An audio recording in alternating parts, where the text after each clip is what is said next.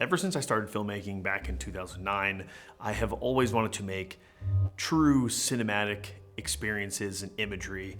And one of those I learned early on was by the use of anamorphic lenses. And since probably about 2011, I have been obsessed with the idea of anamorphic lenses and using them. And up until recently, it was basically impossible.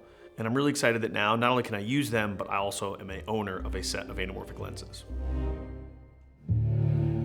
The BLAZAR REMUS Anamorphic Kit has been a breakthrough in the affordability and the ability to have high quality anamorphic lenses at an incredibly low budget. So I just want to start off by saying that I actually saw these lenses online and reached out to BLAZAR about using the kit, and they actually provided me with a set for a discounted rate. So I actually did still purchase these. This is not given to me for review. They're not review units. They are mine. I purchased them. I did get a discount, but I'm allowed to say whatever I want in this review. And I was originally going to do this review a while back, but I wanted to take my time because I shot 4 commercial projects, a wedding, and a narrative piece on this. So I have a lot to talk about and a lot of reasons why you probably should buy these lenses. There's no affiliate links. I just have a link down below. I track it to make sure I can see how many people are clicking on it, but there's no affiliate links at all. So if you like the lenses, go buy them. If not, do what you want. For me, the fact that they were EF and full frame was huge because I used the red Komodo and I used the speed booster on there, which makes the lens mount EF, and it also brings it to about a full frame sensor size. Now these all have 77mm filter threads and an 80mm outer ring, so this is great for matte boxes, and the 77mm is really, really great because it's a super excessive filter size, so for things like diopters, which are a must, and I'll talk about that a little bit later, but some other accessories are gonna be much easier to get on there. An 80mm is easy to get onto pretty much any matte box with an adapter. So I use a small rig matte box, it works totally fine. And these things are super lightweight and small. What's kind of crazy is that they are smaller and lighter than all of my Mikey Cinema lenses. They're lighter than most of the Sigma Art series that I have as well. So they're a great combo if you wanna have a B cam on a gimbal. So especially if you were running like a Raptor A cam or a Komodo X A cam, and then you wanted to have these on a B cam. The other thing too is they match really nicely with the Atlas Orion, so they're a little bit dirtier, and we'll talk about that more later, but if you're running an A-cam system with the Orions, these would be an amazing B-cam on a gimbal, and I'll talk about later where I did use the red and these on a gimbal, and it's just such a super lightweight setup. I got the amber flare versions because I'm not a huge fan of the giant blue flare, and I think the amber looks a little more natural typically, because usually a flare is coming from a source or the sun, so I like the idea of it looking a little bit warmer. There is also a neutral flare option. So the 45 and the 65 are f2 and the 100 is f2.8. And I gotta say overall, these lenses are incredibly sharp. The 100 is a little bit of the outlier and I think is a little bit softer, but if you can get it to about f4, it's gonna make a huge difference. And if you can pretty much rate these all at f4, they're gonna look great, but f2 and f2.8, especially 2.8 on the 45 and 65, tack sharp. They look incredible.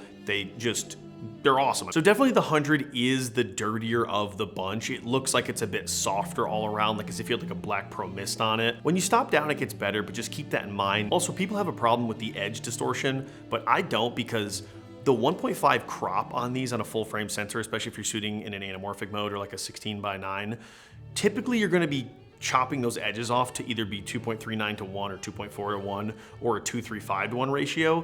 So most of the time you're losing a little bit of the outer edge anyway, which is where that kind of nasty barrel distortion and sort of weirdness is going on. So I wouldn't worry too much about that. But these things are awesome. And to top it all off, the price of the kit of $2,500 is insane. The fact that you can have a 3-set anamorphic kit for that is wild. Even if the 100's a little bit softer, it's just crazy to me that you can have an anamorphic kit for that cheap. And if you're doing indie or commercial productions like I am, I think they're an amazing A set of lenses. And I think the great part is too is that you have a great sort of B set if you were to get on a bigger set and you needed them as maybe companions to Atlas Orions or other anamorphic lenses. They are awesome, super lightweight, and great for stuff like gimbal work. So I have been absolutely in love with these lenses. Honestly, everything I've shot with them just looks so much better. I think it's great to be able to finally have that look and be able to have it in a working, easy to use body. You know, some of the other anamorphic lenses are super big and really heavy. You need lens support, and even just like putting them on the easy rig becomes impossible, or the tripod head now can't be balanced because there's so much weight in the front. And There's just a lot of headaches that come with anamorphic that I haven't had with these. Honestly, it's just the same as shooting on my spherical lenses. If anything, it's a tad easier because I can't even get my spherical lenses on the gimbal. So I've used these anamorphics in 3 different categories: in commercial video, in narrative films, and also in weddings. And I want to talk about all 3 of those. So commercial, which is kind of the most obvious and the easiest one to really talk about, it's been a dream being able to use these in different types of scenarios and for different reasons. Obviously, you want to keep in mind if the project should be anamorphic, because there are some projects that you don't want to be anamorphic, especially these that run a tad bit dirtier and they have a little bit more of character to them. You probably wouldn't want to shoot a really clinical hospital video on these, or, you know, a Super Bowl ad where it has to look really crisp and clear and, you know, it has that kind of look to it, like a Doritos commercial or a Tide commercial, right? It's not going to be that look. But there are a lot of other times where these things are just perfect and can kind of push a project a bit over the edge. So one of the commercial projects I was shooting is for the Lake George Association, which is for Lake George. And one of the ways that the anamorphics came in such handy was the ability to shoot a wide shot showing the vastness of the lake or a lot of landscapes while having the compression to make sure that the mountains or the other end of the lake didn't seem so far away. So what was great was it was a lot about people in a place. So anamorphics are great for that because you're getting a wider field of view, you're getting great compression, so the background's getting closer. So things like mountains or even just the water in the background is going to seem closer. And it was sort of the perfect project to use these anamorphics on. And honestly, I was so happy and grateful that I did, because it ended up making the shots so much better and you were able to see the lake so much better. And I compared it to some spherical shots I had done years prior, and it was night and day, where, you know, it would be wide enough, but then the mountains and the other end of the lake felt like it was so far away, where the anamorphics were a great version of getting that character. And especially because we were talking all about the lake and the longevity and the health of it, having those anamorphic characteristics like the barrel distortion and some of the flares and that beautiful bokeh in the background just made for a really emotional feeling project and really kind of tapped into some of the cinematic look and feel I was going for. But it also practically helped with making sure that everything was viewable and that you could get a really good sense of how big the lake was. So on the flip side of that, I shot a video that was all about recovery and a recovery center. And although I can't show you a lot of the faces in this video, a lot of this video was all about emotion and drama and creating something that was a little bit darker, a little bit moodier, almost more like a mini doc in a sense. And this was me just being very run and gun, running around. And having the anamorphic lenses at this point was all about the mood. It was setting the tone. It was making things feel cinematic. And of course, that's all with lighting and production design too. But I think that these really helped kind of have that cinematic feel that you can really only get with anamorphic lenses, or at least to this capacity. And I think it worked so well being able to kind of blur out the background, which especially we were working with, you know, people who we couldn't show people's faces in certain scenarios. So being able to do that and really just kind of making it feel very moody, these lenses were the perfect fit for that. Completely changing courses again, I also shot a very set up and kind of traditional ad for a local design agency called Sidekick Creative. And this video was really all about kind of a fun Wes Anderson inspired commercial. So this was a lot more focused and most of the shots were a little bit more planned. What was really great is I actually did a lot of this on the gimbal. So I had the RS3 Pro with the red Komodo and then usually the 45, but sometimes the 65 attached. And it was crazy to be able to have this really slim run and gun rig while shooting anamorphics and getting that really cool stylized look that we were going for. And the last video was just a kind of basic farm video. They were more like branded content where I was going to these farms and sort of doing like a about the farmer video. And these were really great because the anamorphics of course give you the people in the place. So seeing the vastness of the farms and getting a better sense of just what's going on all around while having the person and that compression in the background. So things like fields or you know, silos in the background, just kind of compressing that so it feels a little bit bigger. And again, it has a bit of that mood to it. All 4 of these commercial projects just show how great anamorphic lenses can be in many different scenarios. And again, it's not for every scenario, but using it on these 4, it was so easy to use. They were just lightweight. They just basically fit right in where my spherical lenses were and gave me a completely different look. So for narrative, I actually DP'd a short film called Servants, which will be coming out very, very soon. It was written and directed by Taylor Jarvis. Be sure to follow him on Instagram and YouTube down below. Servants was really a sort of classic horror movie, kind of throwback to those 70s horror movies where they were grand and they felt big and they were these kind of studio movies at the time.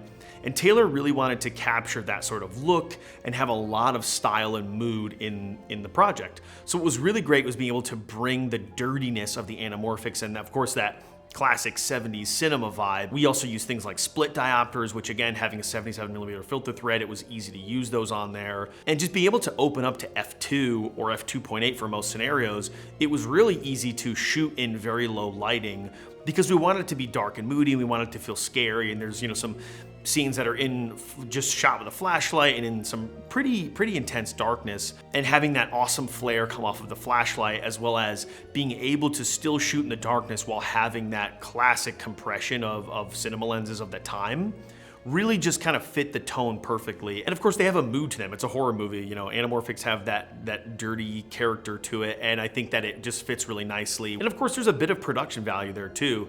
Also being able to blur out some of the background, there wasn't a budget to do a bunch of production design, so being able to really just make that background creamy, beautiful bokeh was a huge part of it as well. And they just look cool. Like at the end of the day, they're anamorphic, so like why not? But I've been super happy with how all the shots have looked so far, and Taylor's been absolutely loving the look of the short. So in a narrative world, it was really easy to fit these in because again, they're just like the spherical lenses we would use. They're lightweight, they're small, they're not a nuisance on set. We don't have to stop down to f4 if we don't want to. We could shoot at f4 if we wanted a cleaner look, but for this project, we kind of wanted that dirtier look. And to be honest, I use the 100 quite often, and it's not super apparent when it is in use. Maybe if you're pixel peeping, you can tell there's a bit of a softness difference, but in the course of a narrative film, you're paying attention to so many other things that it kind of just drifts into the background, and I don't think it's that big of a deal. So the only downside that I'd like to see is more variety in the set. Maybe having a 32mm for full frame or a 35mm. They have the 35mm for Super 35, but doesn't help me much. So I would like to see a longer lens and a wider lens, maybe a 150 or a 200, and then like a 35 for full frame as well. I think having a full set like that for a narrative film would be more than enough, but we may do with honestly the 45 and 65 for the majority of the film, and then we jump to the 100 for a couple shots here and there. Again, be sure to follow Taylor, subscribe to his YouTube, go follow him on Instagram. I'm excited for everyone to see this. I think it's gonna be a lot of fun. And lastly was a wedding. So this was something that I have been wanting to do for a very long time. If you've been following the channel for a while, I used to do weddings a long time ago, quite often, and it was kind of the bread and butter for a long time. And I always wanted to shoot anamorphic, but again, it was just sort of impossible, mainly because of the speed in which you'd have to, like shooting on primes is already hard enough on a wedding because there's so much speed. But then include on that, things like filter sizes and matte boxes and all kinds of stuff like that. But one of the key factors was being able to use my 82mm filter thread step down to 77mm on the 65, which I pretty much ran the 65 all day long. The 65 gives me a little bit of reach, so I don't have to be really, really close up, but it's not something where I have to be like on the 100 where you get a little bit dirtier and then I have to be really far back. So the 65 was a perfect sweet spot, and I had the variable ND on the outside, so I was able to pretty much just run and gun, move around, and I basically set everything at f4 because normally on a wedding we were outside a lot and there was a lot of like outdoor scenery, so I thought stopping down to f4 gave me a little bit better of a focus, and I could open up to 2 and 2.8 if I want to get a little bit more of a dreamy look, but it was just the same as shooting on spherical, and it was just as easy. One of the issues a little bit with these was I had to flip resolutions and stuff around, and this is more of a Komodo problem because the Komodo only does 48 frames, or excuse me, actually 40 frames in 6K, and then it has to do 60 frames in 4K. So I was shooting a lot of the beauty stuff at 6K anamorphic 1.5 squeeze. And then when I went to the ceremony and some of those longer form things, or especially stuff that I have to avoid flickering, so I have to shoot at 60 frames, I had to bump to 4K. So I had to like have my monitor set for some anamorphic, and you do lose a bit of the barrel distortion, obviously, because in the red you're cropping into the sensor. Those are more specific to the red Komodo, so if you have a different camera, it's not gonna really matter. Just something to keep in mind that I noticed while using it. Overall, it just makes the wedding look so good. There's so much moodiness to it. Really setting this intimate sort of loving feel, and I think that there's an organic feeling that anamorphics have that I think work really, really well with weddings, and especially where we are in upstate New York, there's a lot of, things are outdoors, there's fall, stuff like that, and I think the anamorphics work perfect for that type of feeling. So for me, it was kind of a sweet spot where I was like, wow, I could really shoot an entire wedding on these, no problem. And especially if you're gonna shoot at like f4 and you maybe brought a light for later on, totally could work. Overall, I have been so happy and so glad that I have these lenses now that I can use these all the time. And whether it's a B cam or it's just having them as an A set that I can shoot some stuff on commercial or whatever it may be, I'm incredibly happy. And to be honest, there's not a lot of cons. Obviously, I talked a little bit about the fact that the 100 meter is a little bit softer than the other ones, but in my opinion, I think at this price point, I can give a lot for $2,500 for a 3 set of lenses. So having the ability to have anamorphic lenses has been a dream for me, and using them on projects has been so great, and I'm so glad that these exist. And honestly, I'm really just excited for a 35 full frame and maybe a 150 or 200 full frame, because I'll be first in line to buy them, because I would love to finish out this kit and have a full set of anamorphic lenses that I know I can use on different commercial shoots. I could even rent them out if I needed to. If you were thinking about buying anamorphic lenses, I promise these are probably the kit for you. Unless you're like crazy high end and you're gonna buy super, super high end anamorphic lenses. I'm so impressed with these, and I think they look awesome, and they're a ton of fun, and it makes me able to shoot anamorphic fast, easy, fun, and to me, that's what filmmaking's all about. It's getting out there and making something, but doing that without spending $1 million. So having these has been really, really awesome, and I finally fulfilled that dream that I've started long ago.